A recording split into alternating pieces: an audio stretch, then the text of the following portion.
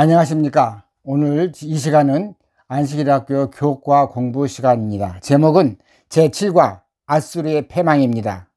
이번 공과는 유다왕 히스기야와 아시리아의 사네립과의 전쟁 이야기입니다. 히스기야가 얼마나 간절하게 하나님께 기도했으며 하나님께서는 어떻게 선한 방법으로 히스기야에게 응답하셨는가를 배울 수 있는 공과입니다. 또 뿐만 아니라 히스기야가 하나님으로부터 은혜를 받았을 때에 하나님께 영광을 돌리지 못하고 자기한테 영광을 돌린 것에 대한 그러한 공과입니다. 먼저 기억할 절 우리 다 같이 보시겠습니다. 제가 먼저 말씀을 읽습니다. 그룹 사이에 계신 이스라엘 하나님 만군의 여호와여, 주는 천하 만국의 유일하신 하나님이시라. 주께서 천지를 만드셨나이다. 이사야 37장 16절에 있는 말씀입니다. 지금은 페이지를 넘겨서 일요일 공부를 하겠습니다. 제목은 믿음에 따른 방책들입니다. 성경 말씀을 또 제가 읽습니다. 너희는 마음을 강하게 하며 담대히 하고 우리와 함께 하시는 이는 우리의 하나님 여호와시라. 반드시 우리를 도우시고 우리를 대신하여 싸우시리라.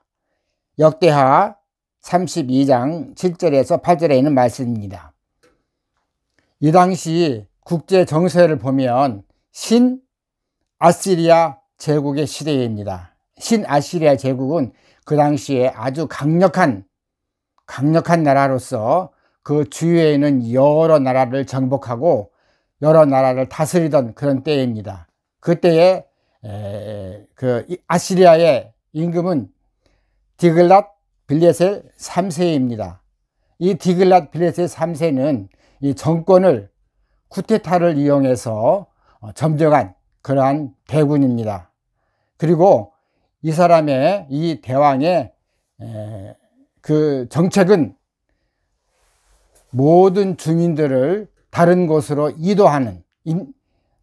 이동시키는 그러한 정책을 썼습니다. 왜냐하면 한 민족이 계속해서 그 장소에 있을 때에는 그 민족들이 단결해서 자기들의 민족의 애국심으로 인해 가지고 또 반란을 일으키며 또 자기한테 반란을 일으킬 것이라고 생각했기 때문입니다. 그래서 예를 들면 사마리아인들을 니느웨, 즉 아시리아의 수도 니느웨로 옮기고 또 니느웨에 있는 사람들을 다시 사마리아로 옮기는 그러한 정책을 폈습니다. 이때에 주민들이 이동하기 싫어할 때에는 먼저 사람들의 코에다가 갈고리를 끼워서 또 입에 재갈을 물려서 이렇게 끌고 가기도 하고, 또 반항하는 여러 군주나 또 대신들은 그 껍질을 벗겨서 사람의 껍질을 성벽에 걸어놓기도 하고, 또 부녀자들, 어린아이나 부녀자들은 불에 태우기도 하고, 또 이동할 때에 어린아이들이 방해가 된다고 해서 돌 사이에다 어린아이의 머리를 집어넣고 머리를 깨트려서 죽이는 그러한 잔인한 방법을 이용했던 것입니다. 우리가 구약 성경에 볼 것 같으면 하나님께서 요나에게 너 니느웨에 가가지고 거기서 복음을 전하라 이야기했을 때에 니느웨로 가지 않고 다시스로 간 것을 우리는 기억합니다. 왜냐하면 요나가 생각할 때에 그렇게 악독한 민족한테 가가지고 또 그런 악독한 민족을 구하기 위한 하나님의 의도가 도대체 무엇인가 요나가 의심했던 것이죠. 그래서 이 요나는 다시스로 가기로 결정을 했습니다. 그렇지만 하나님께서는 그것이 아니고 그 민족도 사랑하신다는 것을 보여주기 위해서 요나를 그쪽으로 보내라고 했던 것을 우리들은 기억합니다. 이처럼 아주 아시리아 나라 그 디글랏 3세는 이렇게 악독한 그러한 정책을 폈습니다. 그 후에 둘째 아들 살만 에셀도 역시 사마리아를 침공했던 일을 기억합니다. 사마리아는 700서기 BC 722년에 망했고, 또 이 수리아는 732년에 망한 것을 우리들은 알 수 있습니다.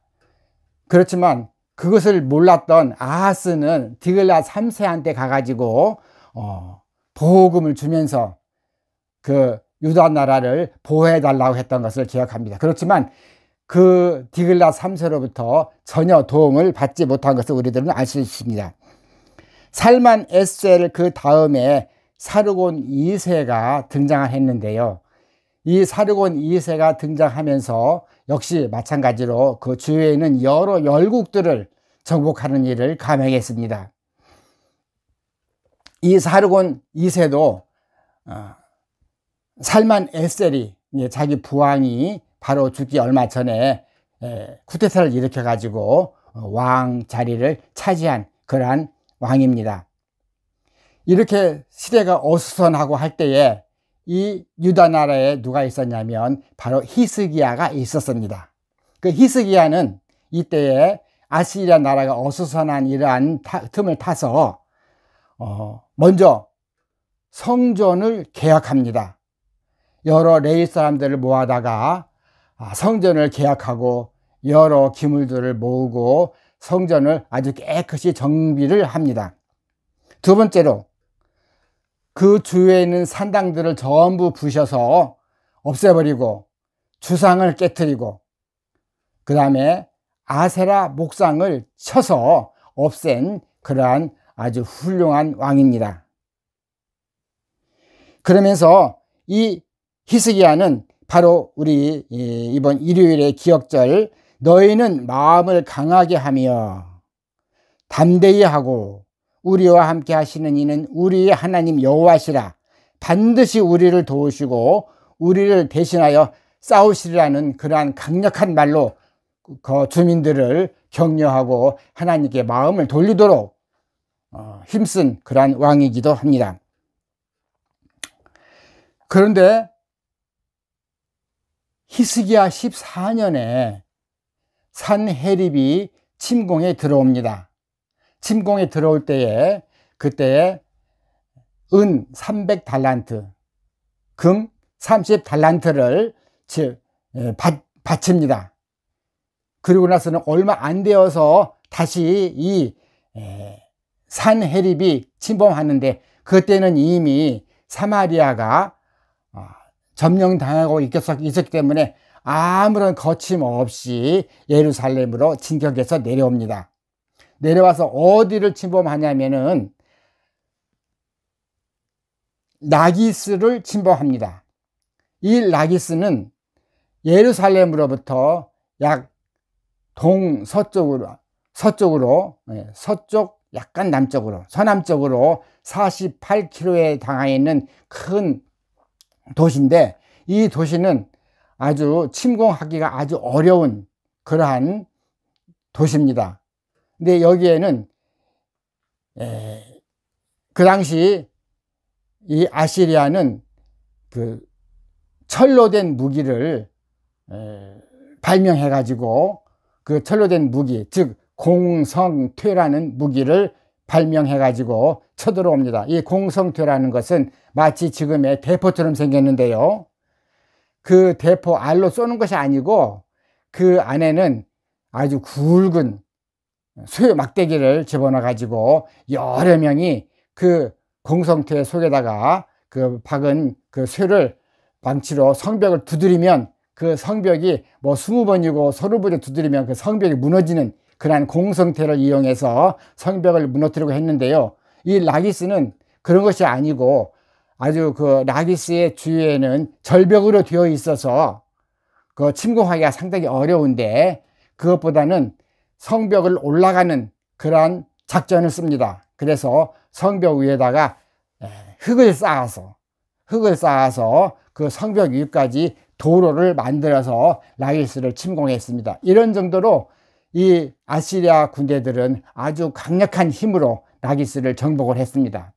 그 라기스에 침공했던 그 그림을 묘사했던 것이 바로 우리 첫 페이지에 대영 제국에 있는 그 부조를 설명해 놓은 것이 있습니다. 즉 말하자면 그 침공했을 때에 그 부조를 보면은 그 부조의 크기가 얼마냐 하면 약 한 옆 길이로 12m, 옆 길이로 12m, 높이로는 약 한 2.5m의 큰 부조인데, 이 부조는 뭐냐면은 석고로 만든 하나의 그림입니다.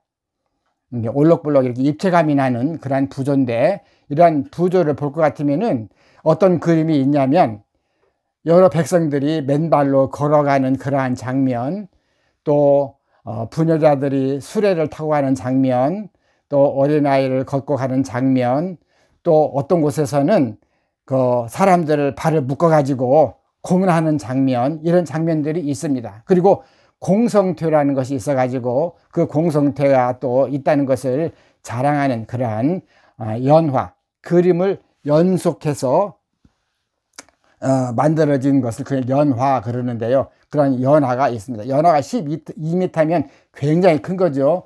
그 연회라를 그 산헤립이 자기 나라 니느웨에 가가지고 거기다 그렇게 해놓거나 있는 것을 저기 대영 제국에서 갖다가 지금 그것을 이렇게 진열해 놓고 있는데요. 그 한편에 보면은 그 산헤립이 느무드 왕좌에 딱 거쳐가 앉아가지고 여러 사람으로부터 조공을 받고 또 무릎을 꿇고 빌고 있는 그러한 장면들을 우리들은 알 수 있습니다. 그만큼 이 산헤립은 모든 사람으로부터 아주 공경의 대상이었고 또 무시무시한 공포의 대상이기도 했습니다. 그런데 이렇게 산헤립이 라기스를 침범했다는 소식을 이 히스기야가 들었을 때에 간담이 아마 선을 했을 겁니다. 그래서 이 예루살렘 성을 보호하기 위해서는 먼저 예루살렘이 먹을 충분한 식수가 필요한데요. 그러한 식수가 예루살렘 성 안에는 그런 우물이 별로 많지가 않아요. 그래서 예루살렘 성에 있는 사람들이 그 식수를 얻기 위해서는 어디서 식수를 얻었냐 하면 성 밖에 기온 샘이 있는데 그 기온 샘에 있는 물을 그 성 안으로 끌어들이는 수밖에 없었어요. 그 기온 샘에 있는 물은 사시사철 마르지 않는 그러한 물입니다. 그리고 비가 올 때는 더 많은 물이 흐르는 물입니다. 그래서 이 히스기야는 기온 샘에서부터 굴을 파기 시작해요. 그 굴은 흙이 아니고 돌입니다. 그리고 성 내에는 실로암 연못을 만들어 놨어요. 그래서 실로암 연못에서 그 기온 샘을 향해서 땅을 파서 올라가고, 또 기온 샘에서는 또 거기서부터 땅을 파서 그 굴을 턴넬을 만드는데, 지금 같으면은 여러 개 말하자면은 파이프가 있지 않겠습니까? 그때는 파이프가 없는 세대라 그 돌 구멍을 파기 시작했어요. 그래가지고 거기에 땅굴, 말하자면 지금의 땅굴입니다. 땅굴을 파서 그 두 섬이 만났는데, 이것이 직선 거리가 아니고 우리가 그림을 볼 것 같으면은 굴굴한 그러한 길입니다. 이것을 아래에서 파 올라가고 위에서 파 내려오고 그래가지고 가운데서 딱 만나는 그러한 것. 그 길이가 얼마냐면은 545m입니다. 그리고 땅 지면으로부터 지표로부터 약 한 4.5m의 아래의 깊이입니다. 그리고 그 터널의 높이는 어른이 충분히 걸어갈 수 있는 그러한 높이고, 그 옆으로는 그냥 사람 하나가 지나갈 수 있는 그러한 터널을 만들었습니다. 그게 히스기야가 만들었던 아주 히스기야 터널인 것입니다. 그래서 기온샘 물이 예루살렘 성 안으로 들어와서 충분한 식수, 즉 성 안에 있는 백성들이 그 물을 마시고 충분히 생활할 수 있는 그러한 식수 정책을 쓴 것을 우리들은 알 수 있습니다. 뿐만 아니라 히스기야는 성벽을 강화하고 성벽을 고치고 또 군대를 양성해서 모든 사람들이 안심할 수 있도록 할 뿐만 아니라 백성들에게는 아까 처음에 말씀드린 것처럼 역대하 32장 7절과 8절에 있는 말씀 다시 제가 한번 읽습니다. 너희는 마음을 강하게 하며 담대히 하고 우리와 함께 하시는 이는 우리의 하나님이 여호와시라. 반드시 우리를 도우시고 우리를 대신하여 싸우리라 하는 그러한 강력한 말로 이 국민들을 격려하기도 했습니다. 이처럼 이 히스기야는 자기의 할 모든 일을 다 하고 하나님께 기도했던 것입니다. 그 페이지 넘겨서 옆에 묵상을 볼 것 같으면 기도가 의무를 대신하지 않는다 하는 글이 있습니다. 그래서 우리 인간 편에서 다 할 수 있는 일을 다 한 후에 하나님께 기도하는 것은 우리의 의무인 것입니다. 따라서 우리가 지금처럼 코로나 시대가 있지만 우리는 이 코로나 시대의 방역을 잘 하면서 하나님께 은혜를 구하는 것은 우리가 또 다시 해야 될 그러한 의무이기도 한 것입니다. 다시 페이지를 넘겨서 월요일로 넘어갑니다. 제목은 선동. 이사야 36장 2절에서 20절에 있는 말씀인데요. 그 중에서 18절을 제가 읽습니다. 혹시 히스기야가 너에게 이르기를 여호와께서 우리를 건지시리라 할지라도 속지 말라. 열국의 신들 중에 자기의 땅을 아수르 왕의 손에서 건진 자가 있느냐. 이것은 산헤립이 자기의 대신들, 그 중에 아마 제일 우두머리가 아마 랍사게인 것 같아요.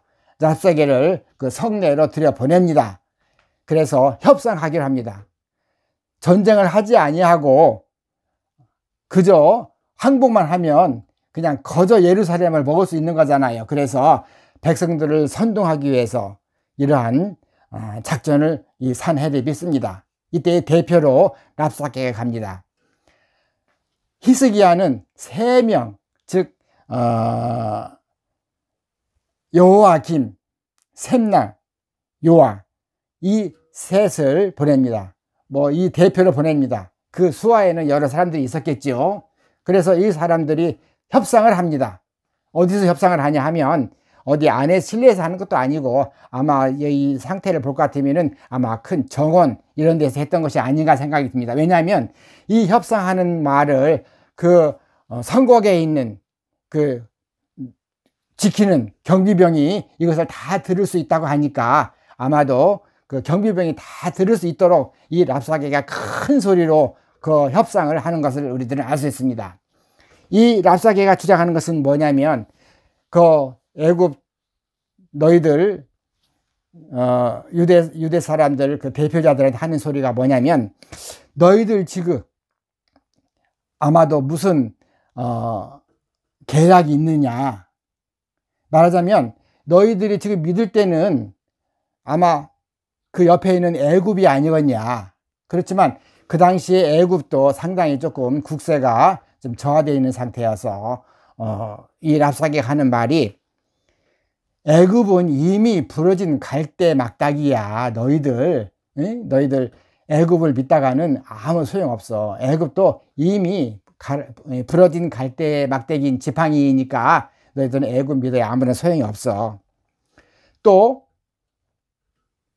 지금 산헤립이 내려오면서 36개의 성읍들을 전부 부쉈는데 그때의 산당들을 다 부시지 않았겠느냐.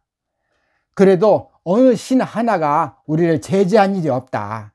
너희들 예루살렘에 있는 성 거기에는 여호와가 계신다 할지라도 그 신은 아무것도 아니야. 산헤립이한테는 우리 산헤립 왕한테는 어림도 없으니까 너희들 좋은 말 할 때 손들고 내려와 항복해. 그러면 우리가 너희들 잘 먹여주고 그럴 테니까 너희들이 항복하는 게 낫지 않겠느냐. 거 봐라. 너희들 우리가 말 2,000피를 준다고 해보자. 너희들이 말 2,000피를 움직일 수 있는 그런 군대라도 있느냐. 너희들 군대도 그렇지 않지 않느냐. 그래서 항복하면 우리들이 너희들을 잘 대접해 주겠다. 이렇게 하면서 그 여호와 하나님께서 너희들을 건지신다 할지라도 속지 말라. 아까 그 처음에 읽었던 혹시 히스기야가 너에게 이르시기를 여호와께서 우리를 건지시리라 할지라도 속지 말라.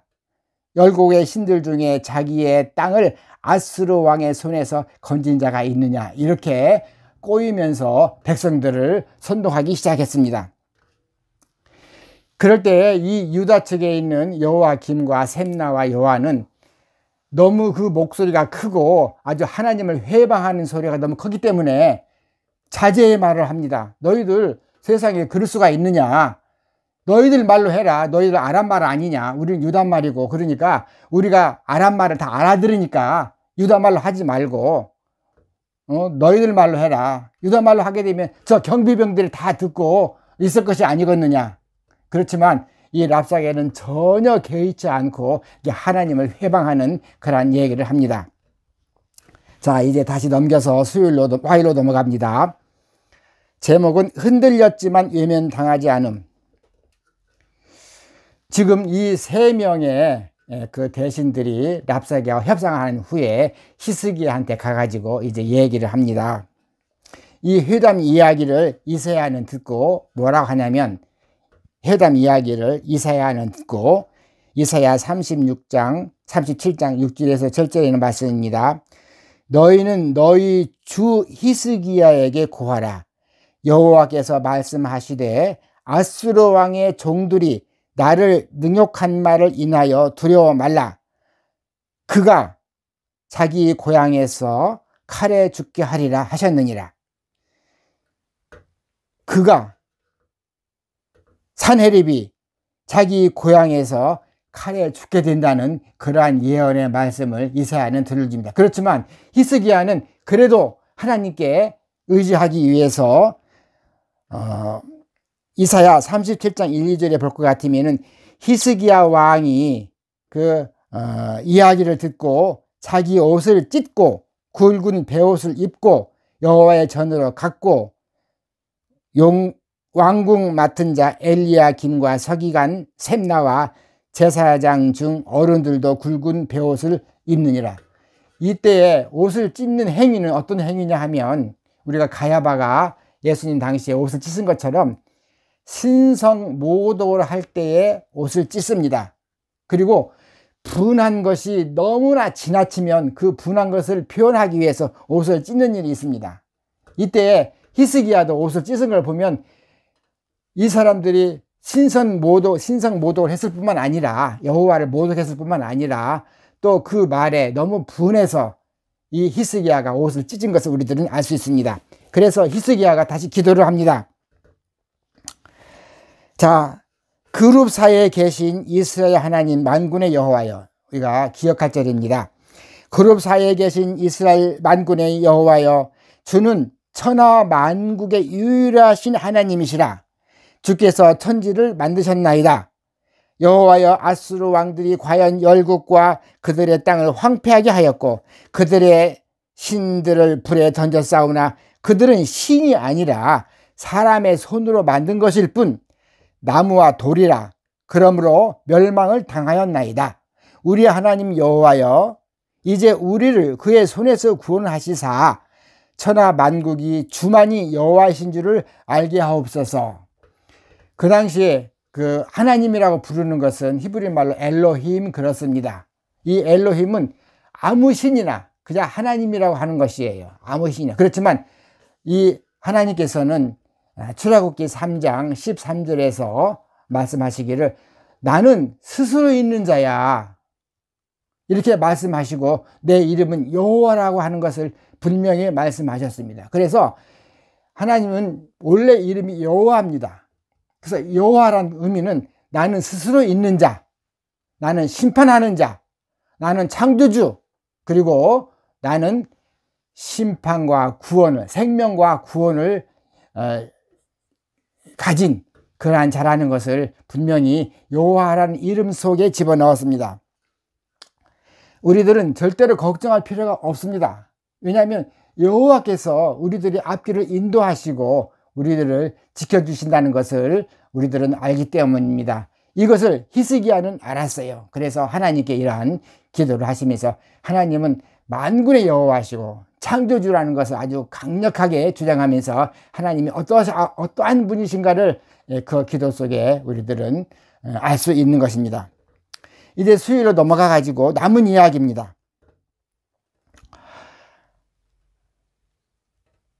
거기 성경 말씀은 여호와의 사자가 나가서 아수르 진중에서 18만 5천인을 쳤으므로 아침에 일찍 일어나 본 적 시체뿐이라. 이사야가 이야기했던 대로 너는 본국에 가서, 그 사내립은 본국에 가서 칼에 맞아 죽으리라는 그런 예언을 했잖아요. 그 이야기에 이어서입니다. 이때 여호와의 사자가 예루살렘을 치기 위해서 진을 치고 있는 군사, 아수르의 군사 18만 5천 명을 전부 다 시체로 만들었어요. 그 여러 천사도 아니고 하나님의 사자, 여호와의 사자입니다. 여호와의 사자가 나가서 그 18만 5천인을 전부 다 그렇게 죽였던 것을 우리들은 알 수 있습니다. 여기 볼 것 같으면은 사내립이 유다성 46개 성읍을 정복하고 예루살렘을 포위했으나 예루살렘을 정복했다는 기록은 없습니다.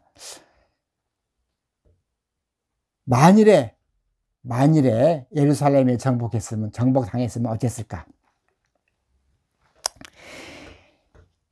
우선 그렇게 하기 전에 그럼 남은 이야기는 무엇인가? 이사야 37장 28절에 볼 것 같으면 내가 애굽의 물줄기를 말려버리고 무성음의 나라들의 백성을 간담을 높게 하였고 공포에 질리게 하였지만 너 사나립은 들으라. 나 주는 네가 어디에 머무는지 언제 오고 가는지 또 네가 나에게 어떻게 화를 내며 거만을 떨었는지 다 알고 있다. 하나님께서는 그 사나립이 한 모든 것을 알고 있다고 말씀하십니다. 다시 한번 성경 말씀을 보면 이사야 37장 26절에 보면 내가 어찌하여 듣지 못하였느냐. 이 일들은 내가 태초부터 행한 바요 상고부터 정한 바로서 이제 내가 이루어 내가 견고한 성읍들을 헐어 돌 무더기가 되게 하였노라. 말씀이 상당히 어려워요. 말씀이 상당히 어려워서 쉬운 성경을 보면 쉬운 성경에 이렇게 우리들은 이야기한 것을 알 수 있습니다. 쉬운 성경에 보면 같은 성경 말씀인데요. 그러나 너 산헤립은 듣지 못했느냐? 네가 그렇게 한 것은 나 주가 그 모든 일을 오래전부터 정해 두었기 때문이다. 나 주가 오랜 옛날부터 이 일을 계획하였고 또 때가 되었으므로 이제야 그 일이 이루어지게 하였으니 곧 나 주가 너를 통해 견고한 성읍들을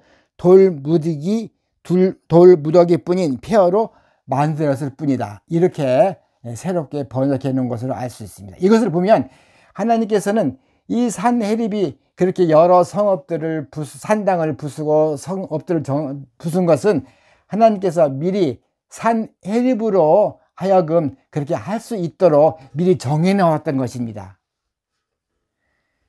우리들은 하나님의 이러한 힘과 계획을 우리들은 정말로 높이 인정하지 않을 수 없습니다. 하나님은 그런 분이십니다. 우리가 어디에 있든지 어디에 가든지 출입을 하든지 하나님은 다 알고 계시며 우리가 어떻게 할 것인가를 이미 하나님께서는 다 이렇게 말씀해 놓고 이런 것을 알 수 있습니다. 그래서 이 산헤립이 에워쌌던 그러한 장병 18만 5천인이 전부 다 몰살하게 되는 그러한 일을 우리들은 당한 것을 알 수 있습니다. 이것을 보고 산헤립이 어떻게 되겠어요? 산헤립은 그냥 무서워가지고 그냥 도망갔어요. 자기 나라로. 니느웨로 도망갔어요. 니느웨로 도망가가지고 거기에서부터 자기는 자기가 믿는 신 니스록 신전인데 그 신한테 가가지고 기도를 드립니다. 그 니스록 신은 바로 태양신인 것입니다.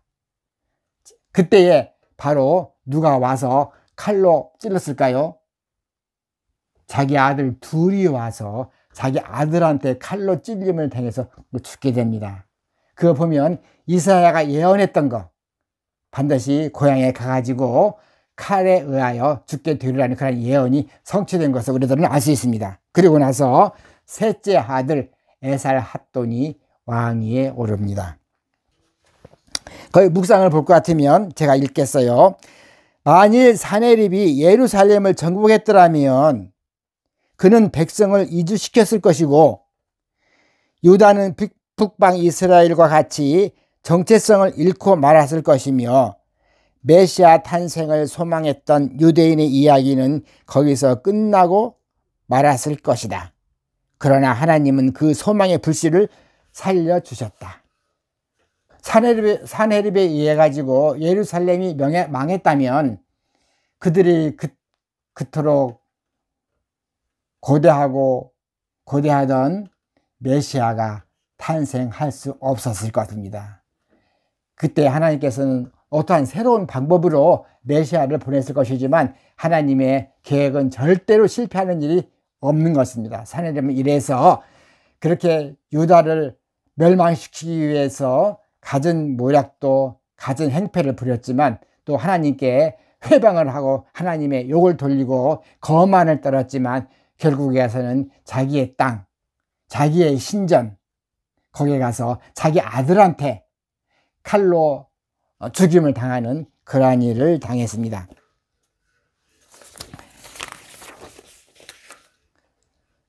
이제 목요일로 넘어가 가지고 질병 그리고 번영 이사야 38장 39절에는 그러한 말씀입니다. 이사야 38장 1절에 보면 그때에 히스기야가 병들어 죽게 되니 지금 한참 아시리아 나라는 유대를 이렇게 위협하고 있는데 히스기야가 병들었어요. 근데 병만 들었으면 좋지만 이게 죽게 되었어요. 그러니 이 나라의 운명이 어떻게 될까? 뿐만 아니라 히스기야는 자기가 죽게 된다는 사실에 얼마나 마음이 힘들었겠어요. 그래서 이 히스기야가 바로 기도를 드립니다. 근데 거기 말씀을 보면 이런 이야기가 있어요. 사단은 히스기야의 죽음과 예루살렘의 멸망 이 둘 모두를 이루고자 결심하였다. 이는 그가 만일 히스기야가 없으면 개혁을 위한 그의 노력이 그칠 것이며 따라서 예루살렘의 멸망이 더욱 신속히 성취될 것이라고 생각했기 때문이었습니다. 사단은 이렇게 하나님의 모든 일을 회방하고 방해합니다. 우리는 사단이 얼마만큼 아주 간악하게 우리들의 생활에 침투해 있는 것을 우리들은 알 수가 있습니다. 자, 이사야 38장 7절에서 8절을 보면 히스기야가 벽을 향해 통곡하며 기도했다고 했습니다. 이 벽을 향해서 얼마나 통곡했으면 이렇게 벽을 향해 통곡했다고 했겠습니다. 주님이죠. 내가 주님의 목전에서 행한 것을 기억해 달라는 이러한 간절한 기도를 했을 때에 이사야가 그렇습니다. 이사야가 그 이야기를 듣고 옵니다. 와가지고 히스기야한테 그 무화과 몇 개를 가져오라 해가지고 무화과 열매를 찧어 반죽을 만듭니다. 그래서 이 반죽을 히스기야의 그 상처에 바르니 상처가 나았어요. 무화과가 그런 것이 아니고 하나님의 능력이 무화과가 아니고 하나님의 능력이 이 히스기야를 낫게 했던 것을 우리들은 알 수가 있습니다. 그리고 나서 이 히스기야는 내가 15년을 산다는 어떤 표징을 주세요. 하나님. 하나님께서 거절하지 않으시고 그래 그러면 네가 15년을 살 수 있는 표징을 주마. 이제 히스기야가 하나님한테 이야기합니다. 하나님, 이 해를 앞으로 가는 해를 빠꾸시켜서 뒤로 가게 해달라고. 우리가 생각해도 이 히스기야 말은 너무나 무모한 그러한 이야기입니다. 이 지구가 태양을 중심으로 돌고 있지 않습니까? 그런데 하나님이요, 이 지구를 빠꾸시켜가지고 그 증거를 나한테 보여주세요 할 때 이 지구를 빠꾸시킬 수 있는 그러한 능력은 하나님밖에 없지요.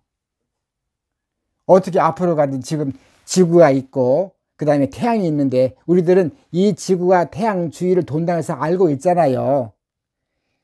지금 알고 있지만 그 당시는 태양이 돈다고 생각했을 거예요. 그러니까 태양의 주위를 10도 정도 이렇게, 그래서 하나님께서는 알았다 하고 이 앞으로 달려가는 이 지구를 뒤로 빠꾸시킵니다. 지구가 이 돌아갈 때 굉장히 빠른 속도로 태양 주위를 돈다고 합니다. 굉장히 빠른 속도로 지구가 이 태양 주위를 도는데 이것을 멈춰서 뒤로 가게 했어요. 하나님의 능력은 감히 우리들이 상상할 수 없는 그러한 능력을 가지신 분이십니다. 이때에 바벨론에 있던 천문학자들이 이것을 보니까 태양이 가다가 멈출 뿐만 아니라 뒤로 빠꾸하네, 이것을 알았어요. 그래서 도대체 이러한 일이 어떤 일이 생겨서 그런 것인가 하고 나중에 알고 보니까는 바로 하나님께서 히스기야에게 증거를 보여주기 위해서 지구가 빠꾸한 것을 알게 되고, 이 유다 나라와 우리가 서로 조약을 맺으면 능히 아시리아 나라를 이길 수 있지 않을까 하는 그런 마음으로 바벨론의 그 임금이 무라닥 발라단을 시켜서 히스기야 왕을 만나러 보냅니다. 근데요, 이때 히스기야가 정말로 하나님께 영광을 돌렸더라면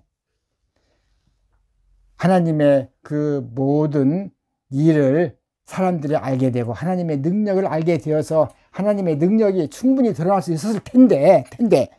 자, 묵상을 보세요. 묵상. 이것은 그들이 참 하나님을 배울 수 있는 특별한 기회였다. 무라닥 발라단은 평생 동안 아수르로부터 지속적인 독립을 쟁취하고자 애썼다. 그 당시 이 바벨론이 아시리아한테 그 속국으로 있었던 때였거든요. 그래서 그 평생 동안 아수르로부터 지속적인 독립을 쟁취하고자 애썼다. 그가 강력한 동맹국을 필요로 했다는 사실은 그가 히스기야와 접촉한 것으로 설명된다. 이렇게 태양을 움직일 수 있는 그러한 힘을 가진 그러한 히스기야 같으면, 히스기야와 동맹을 맺으면 우리가 아시리아 나라를 충분히 이기지 않을까, 이러한 생각으로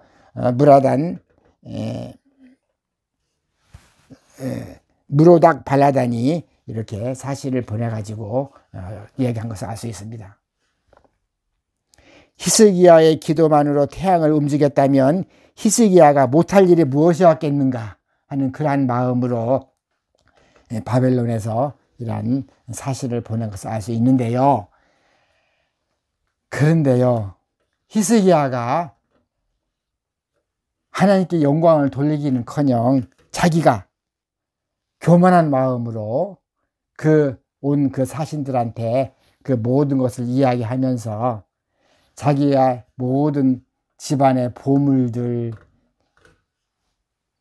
군대 창고들, 이런 것을 전부 다 보여준 것을 우리들은 알 수가 있습니다. 그때에 이사야가 히스기야한테 와가지고 묻습니다. 그 바벨론에서 왔던 그런 사신들한테 어떻게 했느냐. 그랬더니 내가 우리의 모든 보물들을 전부 다 보여주고 그랬노라. 그러니까는 이사야가 하는 말이, 네가 그렇게 바벨론의 사신들에 보여주었듯이 좋아진 것은 네가 쌓아둔 여러 가지 그 보물들이 이제는 바벨론으로 옮긴 바 되고 자손의 몇은 환관이 될 것이다 하는 예언을 합니다. 이제 유다는 바벨론으로부터의 침공을 당한다는 그러한 예언의 말을 이사야로부터 듣습니다.